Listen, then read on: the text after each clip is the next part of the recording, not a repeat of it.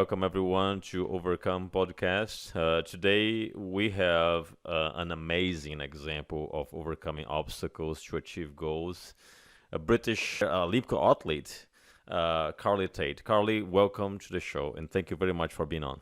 Thank you so much, Yuri. It's great to be here. Thank you. Absolutely. Carly, I saw many of your interviews and many of your posts on Instagram and everything, and I've been following some of your achievements. It's quite amazing. Um, Again, thank you very much for taking the time for being here today. We've been trying to make this happen for a long time, so I'm really, really, really glad we were able to make it happen today. So I just want to get this out of my system. Oh, no worries. Thank you. It's my fault. As I said, life kind of overtakes, but yeah, I really wanted to make sure I did this for you. Carly, I would like to start from the beginning. You probably told this story many times, but it's so inspiring that I think is worth repeating as many times as you can. But when really did you decide to become an athlete? What really drove you to that direction that you're like, well, I can do that and I can do that very well? Yeah. Well, it's not your typical story, I don't think. So, um, when I tell the story, and I don't really know how much time I have, but when I tell the story, I kind of do go back to the beginning for context, which we might just touch on later. But I only got into sport at 27, so I didn't have that kind of grassroots route, if you like, into sport, especially in the UK. Um, Typical sports like soccer are the mainstream sports that a lot of children play. I have cerebral palsy, so for me, football, as we call it, was just out. So I would watch my siblings take part in sport, but growing up in the 80s and the 90s, there was no disabled pathway. Even if you just wanted to do sport because you enjoyed it from a social perspective, that wasn't something that you could do. So I just sort of crossed it off my list. So I would do sport in, say, PE, and I really hated it because the reason why was mainly because as a disabled person, you're often seen as something that's wrong. So you are always asked to adapt. So nobody adapts to you, you have to adapt to them. And as a young person, sport was never anything that I could do. It was never a question of, oh, well, how can we adjust this for Carly? I just learnt that sport equaled failure and humiliation. So I just, as soon as I left school, I was like, oh, thank goodness I don't have to take part in PE anymore, physical education, that's what we call it. And I just sort of closed the door, never to be heard of again. So when I was entered my sort of late teens, early 20s, a lot of my emphasis was, well, a lot of my social emphasis was on those things that typical young people like to do, like partying and Yeah. socializing. I loved going out on a night out, I'm not gonna lie. And I was well known in my circles for that sort of party vibe. Um, I was actually the only person in my peer group that smoked. So I did smoke quite heavily as a youngster. It was kind of for me a way to feel accepted by people, I suppose. Maybe I thought it made me feel cool. I don't know, but I was that person who was lighting up in a club, and in the UK, the smoking ban, came in when I was 21. So that didn't deter me, and I would still be outside in the smoking area having a cigarette, and I would party hard, and I would spend a lot of my weekends dying on the couch with a hangover. And then there was a bit of a running joke in my circle where they all would say, Carly's allergic to exercise. Don't make her do anything. Like literally, Yuri, the extent of my life well, physical life used to be walking to the fridge back. Like I just didn't even like to go for a walk. And I was so sedentary and really unhealthily so. And I got to 27, I was having lots of like micro injuries, what I would call micro injuries. So I would fall over easily. I would overexert myself easily, sprain a tendon, sprain a ligament, like all these types of things, and it would get me down. And but I just thought that was the way that life had to be for me, like always battling injuries, always waiting for me to deteriorate. So from the ages of 18 to 27, I did see a vast decline in my physical health. That was a lot to do with the fact that I was immobile. And you're so young, and that feeling of giving up so early, right? And the environment and the things around you, what's not really helping. So that's why I'm so curious to understand how this you switch your mindset to become this athlete. Because as you said, things were not contributing with your mental health at all. No, and people didn't have any expectation of me. So just to lay that as a bit of context, nobody had any ambition for me.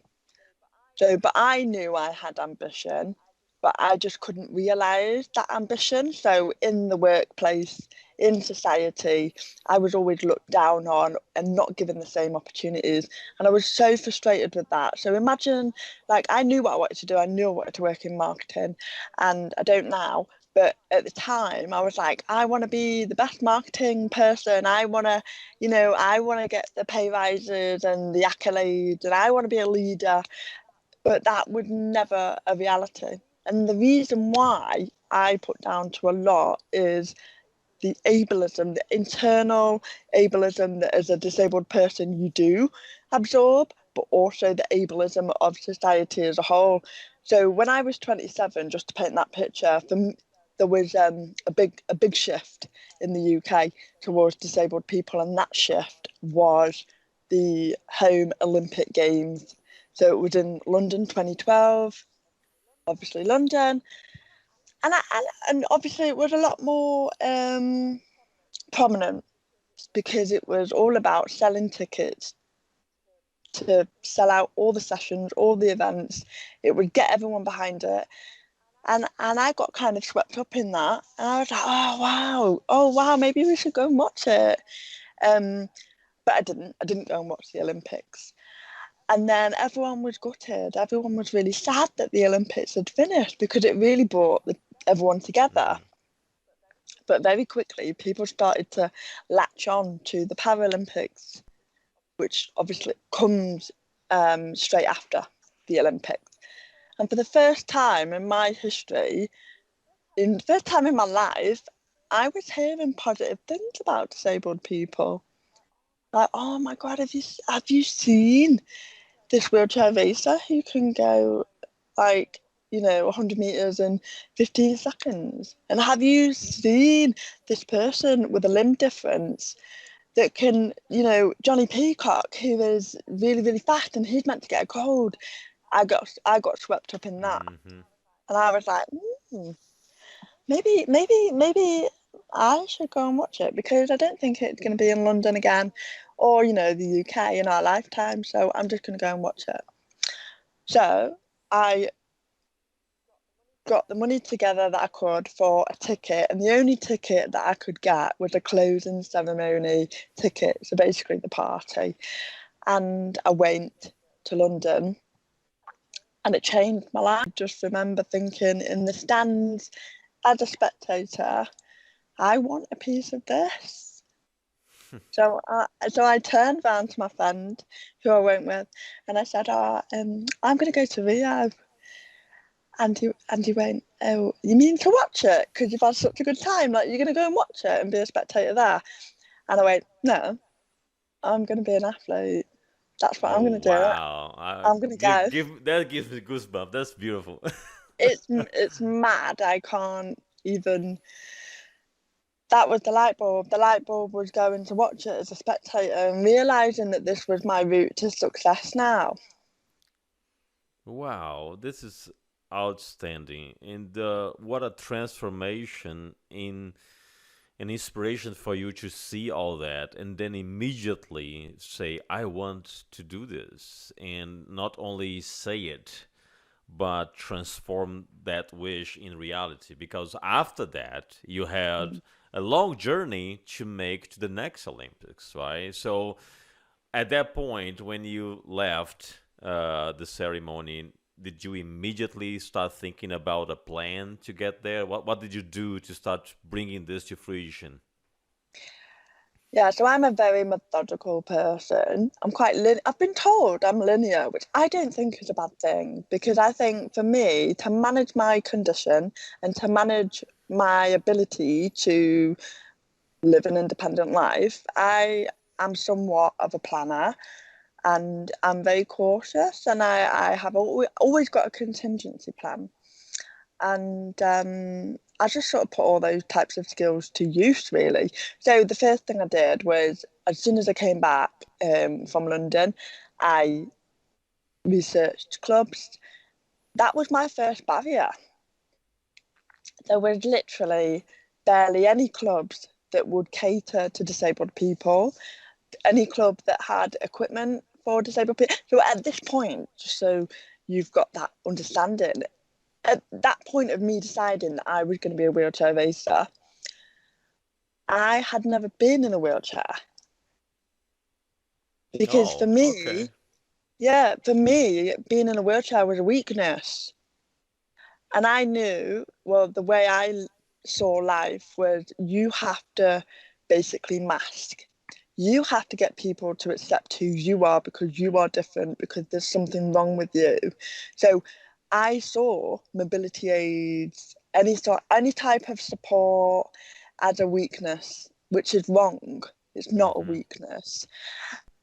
But I had internalized years and years and years of ableism and negative narrative around who I was as a person, not just directly by hate crime on the street or by what people would tell me, but by the media, by society, by the newspapers.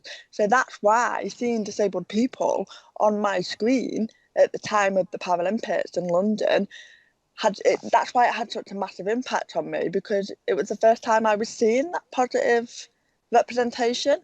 Ultimately, they did that to sell tickets, but you know what? It worked, and I got there, and I did. I'm a marketer's dream, Yuri. You can sell me anything.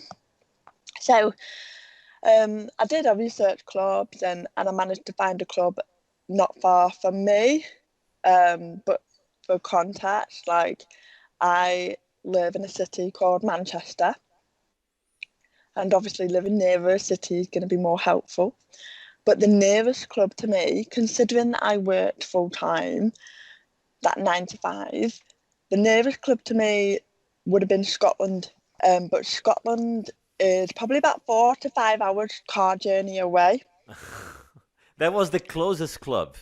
Yeah, so had That's the club that crazy. I went to not been available, or maybe you find a lot of outdated information on the internet for disabled people. Like if I wanted to Google disabled sport near me, most of the search results that would come back are inaccurate or outdated, or no one's looking after the page anymore. So had that club in Stockport in Manchester not have been available, I wouldn't even have been able to even give it a go, even sit in a chair. So one of the biggest tasks for me when I found the coach and he was willing to basically he said to me, you've got to do everything I say for the next 5 years. The first task was even to get in the chair. And I was a big girl. I was quite overweight. I couldn't even fit in the first chair. He had to find a chair big enough for me to get in to even try and get around the track. I didn't even know what 400 meters was. This is incredible. So not only you had to master this new equipment that you were not used to, you also had to change your diet, you had to change your eating habits and everything just to fit in and be in a better condition. Yeah. The first session I went to, which was after work in a November, which in Manchester, it's a little bit similar to Seattle in weather. So it's very rainy. I love Seattle, by the way. Very rainy, chilly, and it was November, and I didn't even know what a base layer was. So I rock up for training in totally unsuitable apparel. I think I came in jeans. I mean, what? Like jeans and Converse, and the coach was like, yeah, Carly, that's not going to work. And because I couldn't fit in the chair, luckily, at that point, he said, why don't you take somebody's day chair, which is typically a slightly wider chair, and he said, go and take somebody's day chair and go around the track. So I was like, okay, whose can I use? Do you mind me basically using your legs to go around the track? And it was a guy called Dan, and he's like, a fairly big guy, and he was like, yeah, use my chair. So I got in his day chair, which again was my first time propelling a chair, and my coach said, right, go around the track, do a 400 meters. I went, oh, okay, is that one lap? Um, I was so naive, and he was like, I'll time you. So he timed me, and my first lap was in the region of 10 minutes. But by the time I retired from professional competitive sport, I could do one lap in 66 seconds.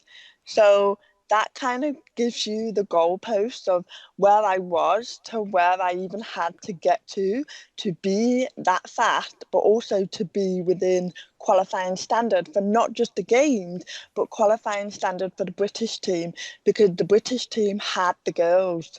So my there was lots of hurdles, but the girls themselves were, we say that there was a lot of time for me to make, well, there was not a lot of time really for me to make up, because the girls that were in 2012 were already on the path to 2016, Hmm.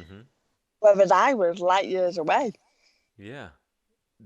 This is incredible. And how did you feel after that first lap? I mean, were you extremely tired? And not only that, but when you finish, and you probably did some research after that to see what is the time that you should be doing.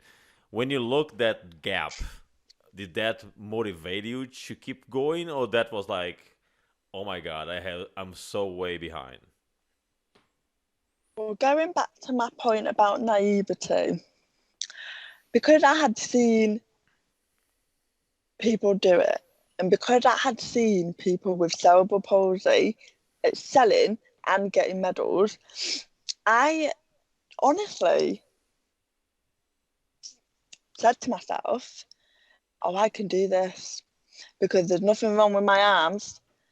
And that's what I said to myself. I knew my legs were the problem, which is not a problem. It's not a problem. It's just a difference. But in my head, 20, when I was 27, which was 10 years ago now, I said to myself, my arms can do this. So I didn't really concern myself with what times were other people doing. I just took it one day at a time, and that helped me to not feel overwhelmed, and that helped me to appreciate the small margins. So obviously my first task was even to get in a chair, and I think the first time I properly pushed a racing chair, I fell out backwards, because you have to have really quite good balance and core. So yeah, no, I didn't concern myself too much. I did let it concern myself when I got to a stage where I was entering the rankings in Great Britain, because it mattered more to me then. That was a big piece in itself. The mental side of sport was massive. No, yeah, absolutely. But the fact that you never felt this pressure in the beginning is something that a lot of people should really learn with, because a lot of people give up on doing things just because they see that huge gap, and they're like, no, it's gonna take me forever to get there. Or even worse, they would say, well, I never can Yeah. get there. And you never had that vision at all, that negativity that you couldn't get there. So that's the outstanding part, I believe. No, I never had that. Um, I had a vision, which was get to a get to Rio. So I on purpose didn't say get to a Paralympic game, because had I have been like, Paralympic game, it's easy to not give yourself an end date. And when you don't give yourself an end date, sometimes it gives you a justification to sometimes give Yeah. up. So my goal was fairly measurable in that sense. But I did have a vision, and the vision was really strong. I call it like my light bulb moment. But for me, because I felt like a failure most of my life, and because I felt not good enough, not worthy, not intelligent enough, not good at my job, not attractive. I felt all these things about myself. Imagine how toxic that type of narrative is. And actually, I wasn't very kind to myself, but this was the first time that I had that, oh, I can do this. Hmm. And that was so powerful to me, and I wasn't used to it. So no, I didn't give up. It was an insane amount of drive, but I already had that drive. It was just being misplaced elsewhere, because that drive, I was trying to reach my potential And just to make in sure the that, wrong yeah, ways. just to make sure that everyone understands, you did all that while working full time. So your training was basically at night and probably over the weekends as well. Yeah, so one thing that para athletes struggle with, particularly in the UK, is sponsorship and financial backing. So we have British Athletics as an organisation, similar to what the US have, but you have to be at a certain standard to receive funding. And obviously, if you're not at that standard, you don't receive the funding. So it's a bit of a cycle of like, well, I'm never going to be that level because I've not got funding. But if I don't have funding, I can't get to that level. So I just basically knew that I had to throw everything at it. I was working full time, 9 to 5. I'd get to the track for 6 p.m. at night. I would train for a couple of hours, and I would do 5 days a week, which is not a lot in terms of what you actually need to do to be medal potential, or even in my situation, selection potential. Because don't forget, I was competing against girls, and there was a lot of competition in the UK. So you So got a coach to guide you through that, which I believe you give a lot of credit to him to believe in you and working with you on that. But did you have any support when it comes to your nutrition? How was that journey to also lose weight? no support with nutrition, no support with strength and conditioning until probably about a year in, and I just basically found that myself. So I would go to like a local leisure centre, which is kind of like a local sports centre, and I would say, can anyone help me? And like local PTs, like personal trainers, would take time out of their shift to work on with me one on one, which they didn't have to do, which I didn't necessarily have to pay for under the radar. So there was a lot of people gave their time. So when I talk about my journey, I talk about the community aspect of it, because I think a lot of people see the individual in a lane trying to get to the other end. Whereas I built a network around me as a way of expediting the process to get to Rio, because I knew if I don't improve my eating, if I don't lose weight, if I don't get strong, I'm never going to get there. So I sort of self-sufficiently built relationships, built connections in the community to sort of leverage the skill set that I didn't have. And then, not gonna lie, the equipment in itself, that was hefty. It was £6,000. I had to crowd fund that. So things like, GoFundMe Hmm. really, really did help me, kindness of strangers Yeah. Now, giving me money. you said in the beginning that no one had any expectation on you when you were a teenager and even after your 20s. when you started this journey, did you find a new circle of friends that were supporting you for that journey and support your, goal and vision? Because probably you also had to meet new people and people that were with you on this journey. So how was this transition between feeling no one supports you to then now everyone's like, I'm with you? I didn't necessarily have a new circle of people around me after my sort of light bulb moment of I'm going to be an athlete. I think my 360 and my mindset inspired the people around me because yes, they had low expectations. They didn't expect me to do anything. They didn't expect me to stop smoking. Like I was still smoking a few months into starting training. Like I realized one day, what are you doing? You can't breathe. And I quit smoking. And I think that was one of the biggest turning points where people were like, oh, she's serious about this. Right. So it took people a while to realize that I was serious. And I think I'm quite a good judge of character and people. I only surround myself with people that I get on with. They're sort of my people, if you like. Even though they all had sort of low expectations of me, I think me proving them wrong made them stick around, and they were like, "Oh, we'll get on board with this." And then I did have little mini cheerleading squads at local meets. Like my friends would all come.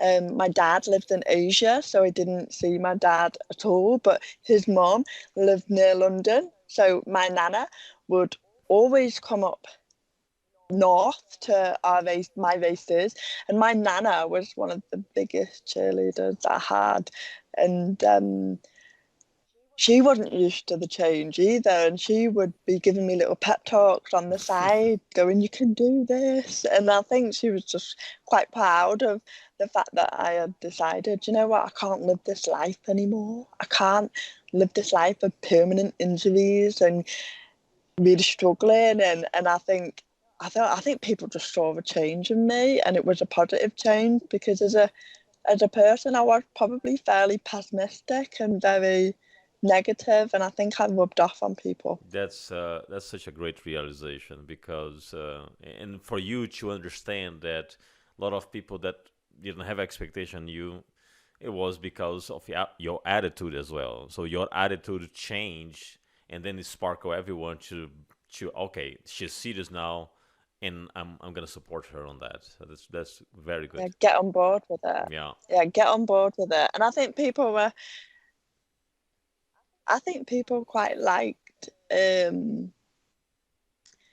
following me on the journey. I think people wanted to be a part of that journey. So, Manchester. So Manchester, for for those that don't know, is probably about 4 hours away in a car from London. So sometimes we joke about the fact that Northerners go on holiday to London. And it's such a tiny island, you wouldn't think, but we're all like, let's go on holiday to Yeah, London. Let's go to the city. 4 hours from me, I still drive in Texas. So for me to leave Texas, I have to drive 8 hours. Oh, right, okay. My God. So so all my friends were like, oh, yeah, let's go on a weekend away and go and cheer Carly and let's go and go in the stands. And I think it didn't take me long actually to put on my first GB vest because you can have international meets that aren't local, which are part of the British like Grand Prix, etc. they put on. Some of those are televised, so they would all come and they would, put on that vest for the first time. And I think as I started to see the gains of, oh, okay, this is working, Yeah. I think that was just motivation to keep going. Mm-hmm. And between the initial, that first experience doing the 400 meters and the first competition, do you remember how much weight you lost just between that initial training and the first competition? Yeah, so if I just base it on the 400 meters, between the first 400 meters that I did in training and the first competition, which was probably about a 7 month gap, because we compete in the summer and we train in the winter. So you do a lot of your groundwork in the winter and then you do your speed work in the summer. Mm-hmm. So you can actually shave off quite a lot of time, because a lot of that 10 minutes was to do with poor technique and poor um, like stamina and sort of your aerobic ability. So once you work on technique, which is most of the speed, and your capacity to breathe more, you can really do well. So I think the difference probably was around 7 to 8 minutes. So it was quite a lot that I shaved off in that initial season. The difficulty is, which no one tells you, and I definitely didn't know, and I was completely green to it, was, oh, I didn't realise it was that hard to shave off zero point 0.1 seconds or zero point 0.2, and the headwinds and and all of that. I didn't know that those gains are so micro, Mm-hmm. Yeah.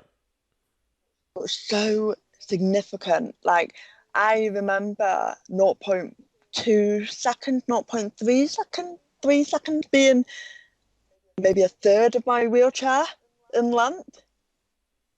But to the average person that doesn't take part in any sport, you just think a second is really quickly. And all I wanted was a tiny zero point 0.2. And that was probably, a good width of the chair. And when you put it in that context, you're like, oh, that's quite a lot. How am I going to get zero point 0.2 seconds off? Yeah. Yeah. So, yeah, but my first race, I don't know if you know this, Yuri, but my first race was an absolute disaster. It was the most humiliating experience of I my didn't know life. that. Why? Tell me why. So I was not at this point at all used to being competitive. I didn't know what race day nerves does to you. I didn't know about adrenaline and how that changes how you perform. And did you have sports days at school where, for fun, people get together in school and race each Mm-hmm. other? It's like a little mini Yeah. competition. I don't know what you might call it.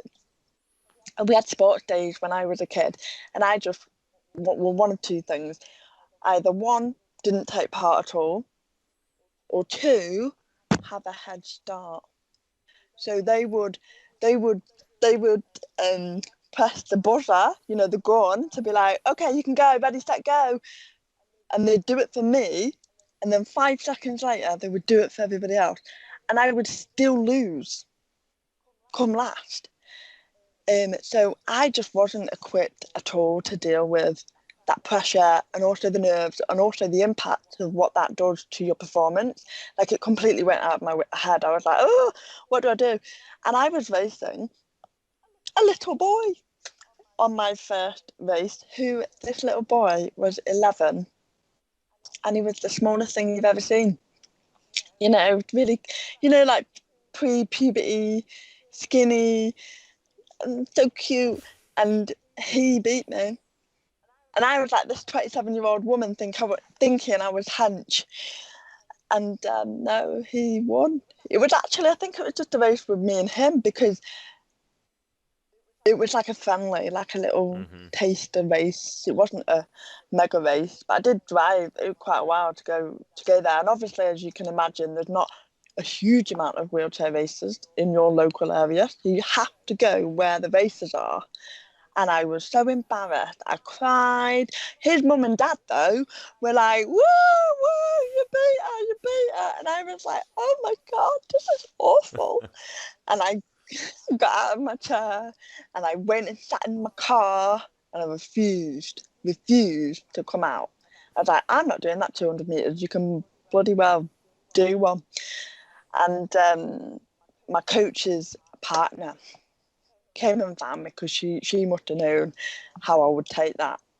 And she said, no, right, Carly, you've got to get out of this car right now, and you've got to prep yourself for the 200 meters. because that 100 meters, we knew you were going to fail because that is what your first race is like. Everything goes out the window. So learn from it and do better. And the 200 meters, I did beat him, but I had a lot more stamina. 200 meters, you need a lot more stamina. But I just wasn't prepared for that Yeah, utter humiliation. I can imagine how the pressure and everything, and that brings another dimension to this because it's not only about physical condition, it's about mental strength too. Because you were exposed to some scenarios that you were never exposed successfully before, and now you are here and you feel you can be successful, but there's still some mental blockers there, right? I think the mental toughness of that journey was the hardest thing I have ever had to rewire. So I very quickly realized that I can perform brilliantly in training, but I just wasn't replicating it on race day. And it was incredibly frustrating. And I would pour everything that I could into being physically strong. And then I would drive after work on a Friday to maybe go to a meet for a Saturday morning. And you drive after work, 3, 4 hours after work, stay in a hotel, get to the track the next morning to compete, and you've fluffed it. And all of that effort and investment and time, I was so upset that when I finished my first season, I saw my first season as a disaster. But rather than saying to myself, I'm going to just quit now because this is just horrendous, I thought to myself, no, who do I need? I need somebody. So I researched and I found a fantastic high performance coach called Martin Hall, who had worked with athletes in the past and continues to do so. And I basically just begged Martin, high performance coaches are expensive. And I just said, please, you've just got to listen to my story and I'll pay you what I can, but please, can you just help me sort my head out? Like, how do you perform? How do you do it? And so I brought him onto my team, and he was again instrumental and just explaining to me the impact of how we as children and young adults, how we can end up stemming our own potential with that sort of negative self-talk, because we're so used to hearing the word no as children that we create neurological pathways that tell us we can't do something. Hmm. And those neurological pathways for me were so deeply rooted in ableism and the disability experience that I just couldn't, didn't matter what my body could do, my brain wasn't letting me do it. So he did a lot of work on self-talk, being kinder to yourself, seeing the positives in the small wins. So did you do a better time than last time? Yes, you might have lost that, but did you do a better time than last time? And he just helped me to reframe and basically calm down Hmm. so that I could be like, right, what is my job here to do? My job here is to push 10 times really fast to get up speed. So the way I did it, the way I sort of blocked out a lot of that pressure was to literally be on the start line going 1, 2, 3, 4, 5, as a way of keeping me on task to distract my brain from trying to tell me that I wasn't good enough. Interesting. Quite complex, Yeah, it is, but but it's fascinating because, as you said, you would think that the physical setbacks and everything will be the hardest part of the journey, but for you it was the mental aspect, and I think that for a lot of people it is the mental aspect, dealing with, all the things that come from the past and everything, and the lack of confidence. you dealt with all that, and you needed this extra help. And some people sometimes they don't realize they need this extra help, and that's when they sometimes fail to progress. So I'm glad that you found someone that could help you. But if there are a lot of things that you learn from this coach that I'm pretty sure that you still applying even nowadays on your career, right? Yeah, definitely. My sporting career has 100% accelerated my professional career. Why? I Why? would not be Tell me why. mostly because I learned so much from sport. I learned that I was good enough.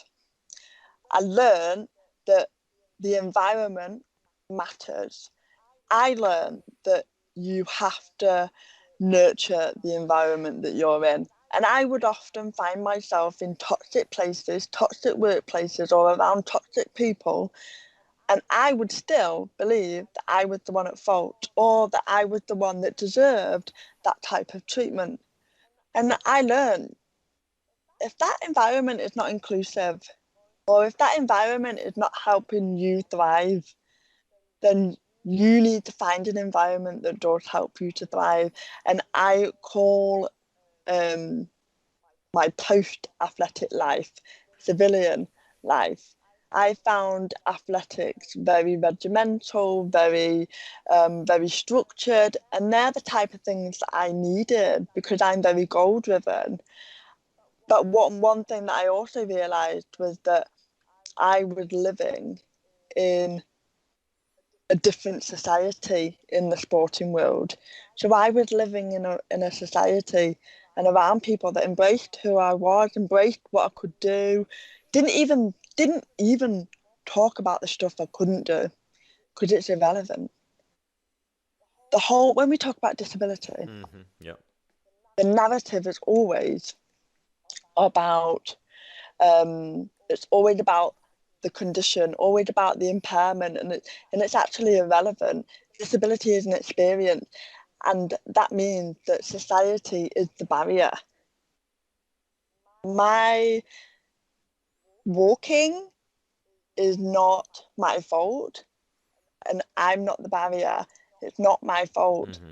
What disables me more are the barriers that society puts in my way. Yeah. So I think sport taught me to just trust in myself, trust, build up that confidence. But part of building confidence is having trust in yourself and being in an environment where you have power. Because power and privilege are, they go in tandem. Privilege is often something that isn't earned. Privilege is the absence of a barrier, whether that's privilege over your physical or your mental ability, whether it's a privilege due to your sexuality or the colour of your skin. When we see what privilege we have, we're able to understand how we can harness our potential and how we can help other people as well. So I learned that for me, power came from accepting who I was and embracing that vulnerability. So you get taught a lot as a disabled person. Don't show weakness. Don't show people what you can't do. Don't be a burden. Don't be a nuisance. Just try your best, get your head down, and be thankful. And that teaches you to mask, and it teaches you to be someone you're not. Hmm. And that authenticity for me that I found in sport just really helped me to just come to terms with the fact that I was disabled and just be like, oh, you know what? Who cares? Who cares? You might care, but I don't. And and that was such a big thing for me. Yeah.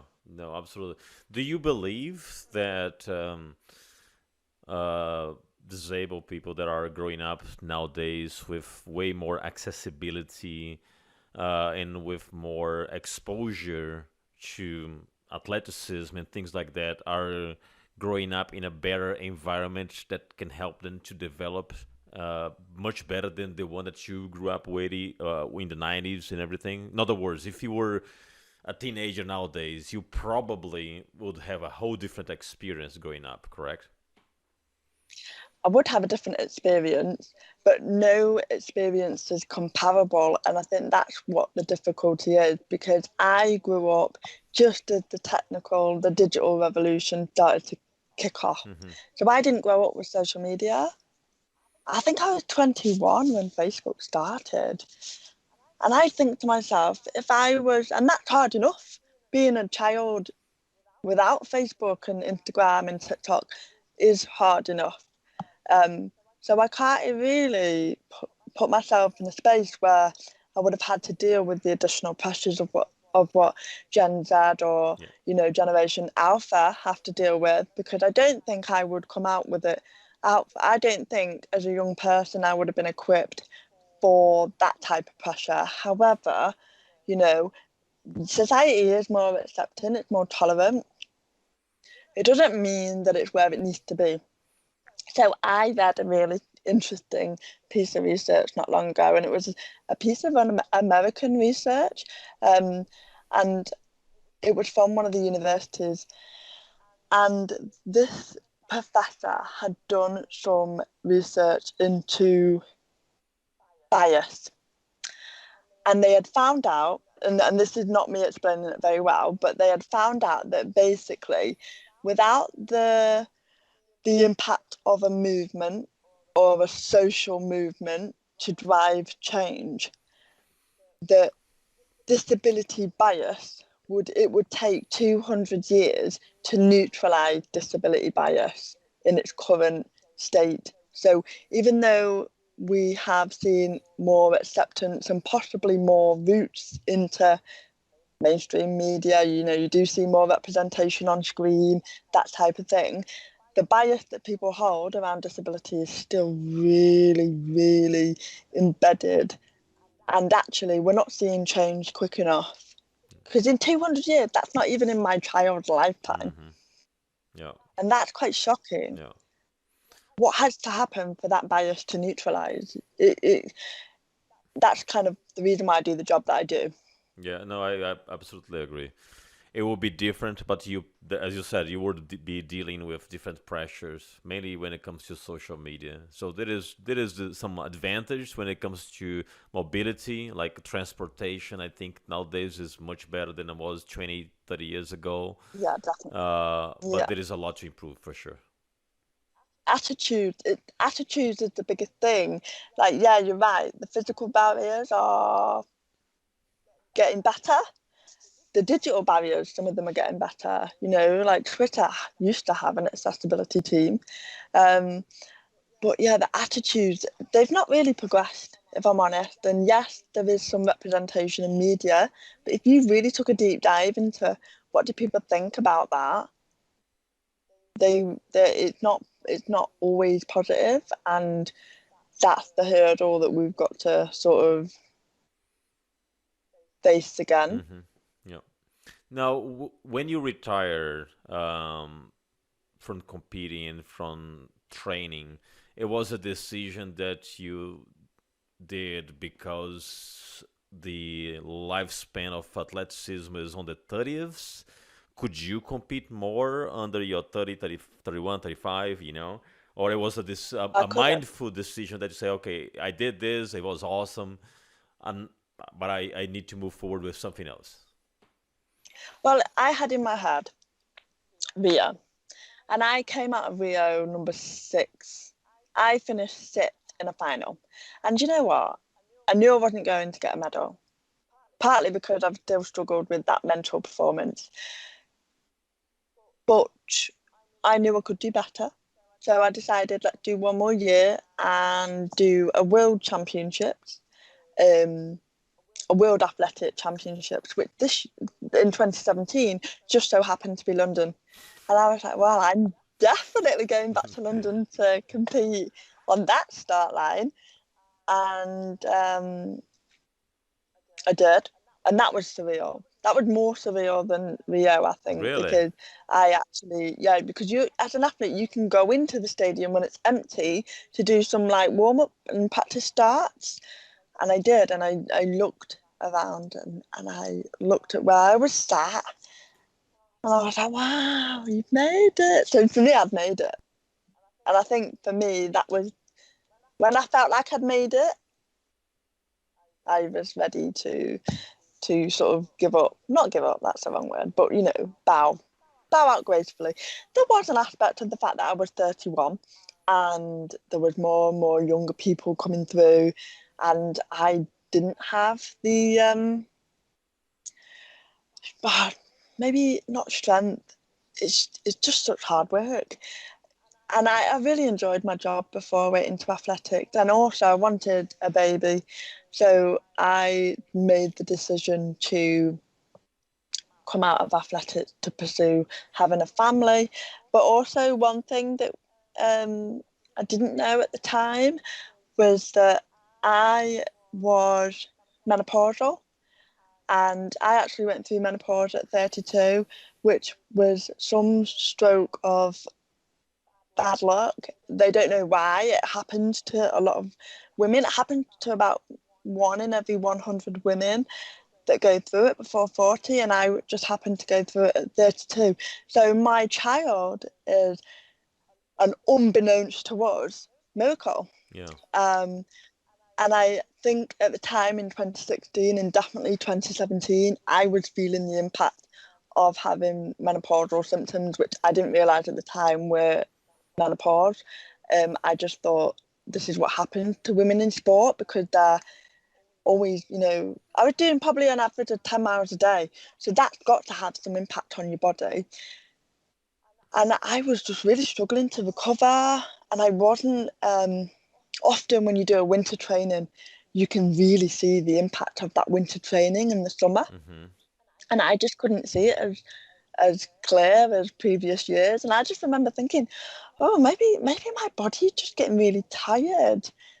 And it was, but not for that reason that most people will think. It's because of the hormonal imbalance that I was experiencing. And often, especially in women's sport, hormones are completely underrated. Yes. We don't do a lot of investigation into women Yeah. and their hormones or anything like that.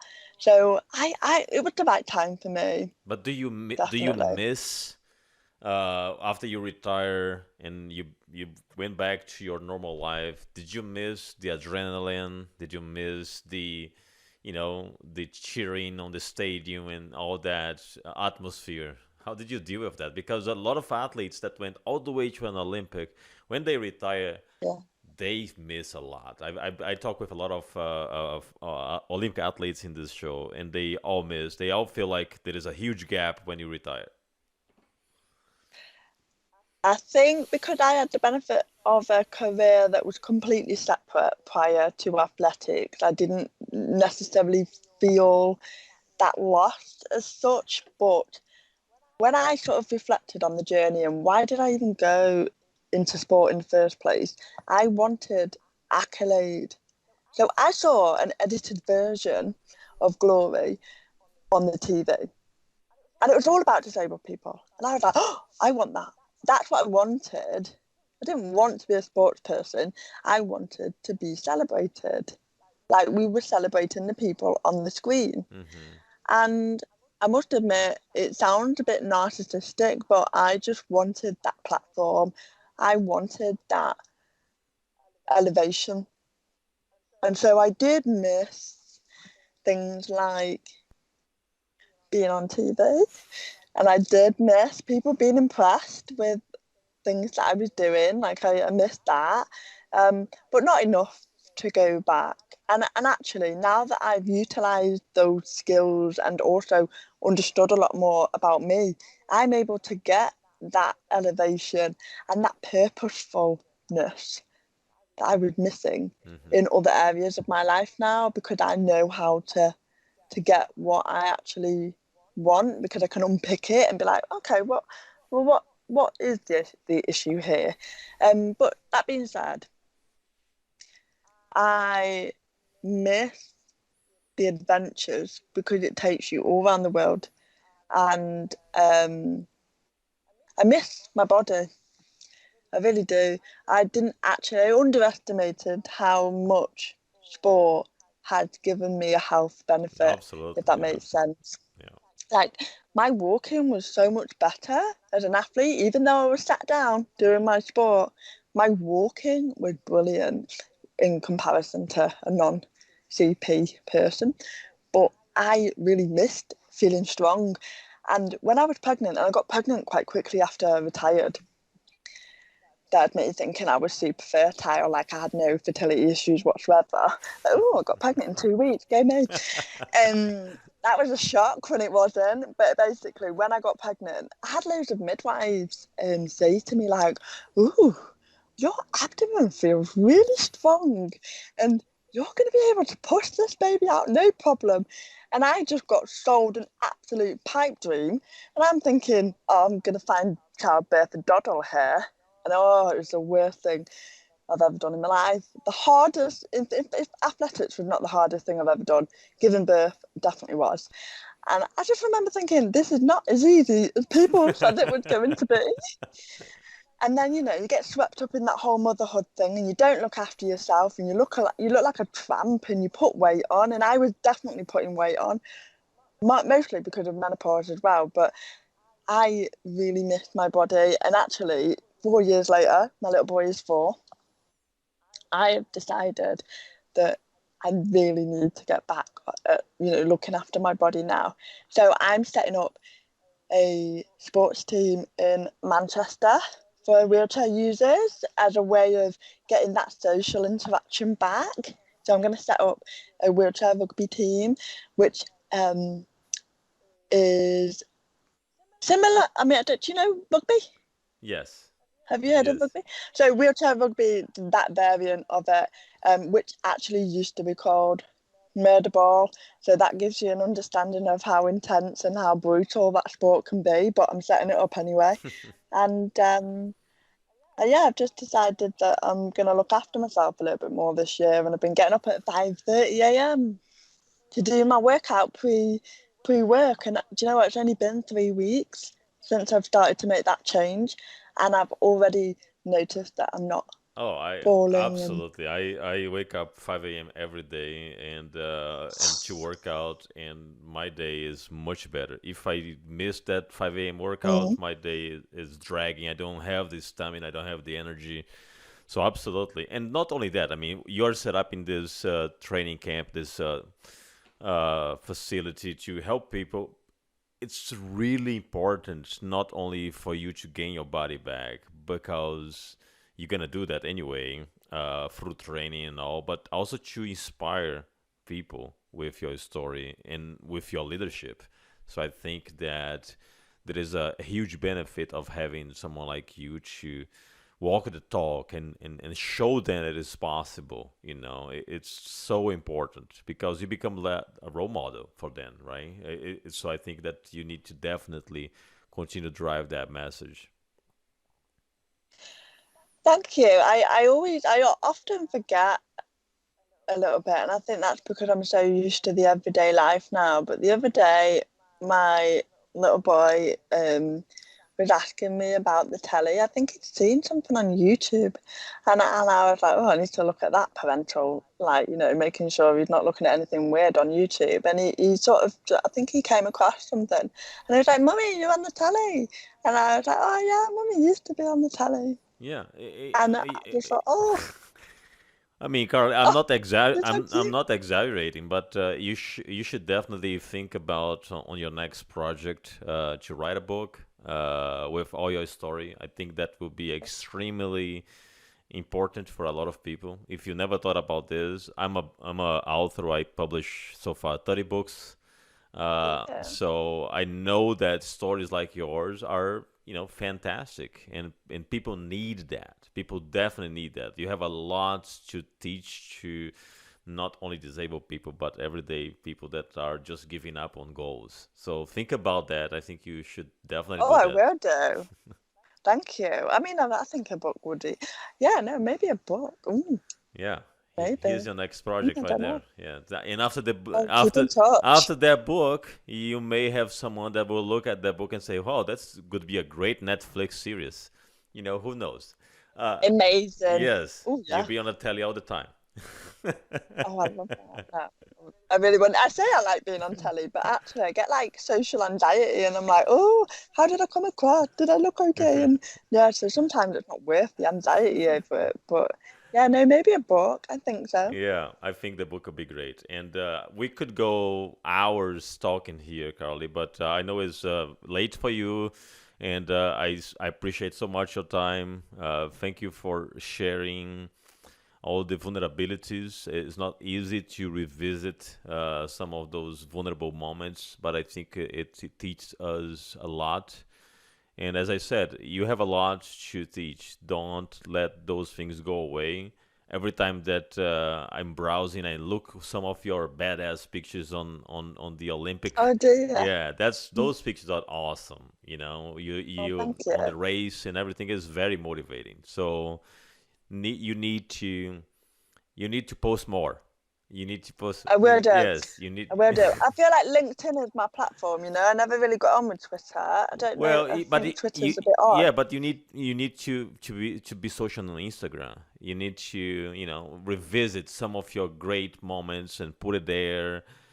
It motivates Yeah. people. Really, you should do it because it's great. Okay. Well, you're motivating me now, so I probably will go get off the call, have my tea, but then I'll end up like drafting a content plan or something Yeah.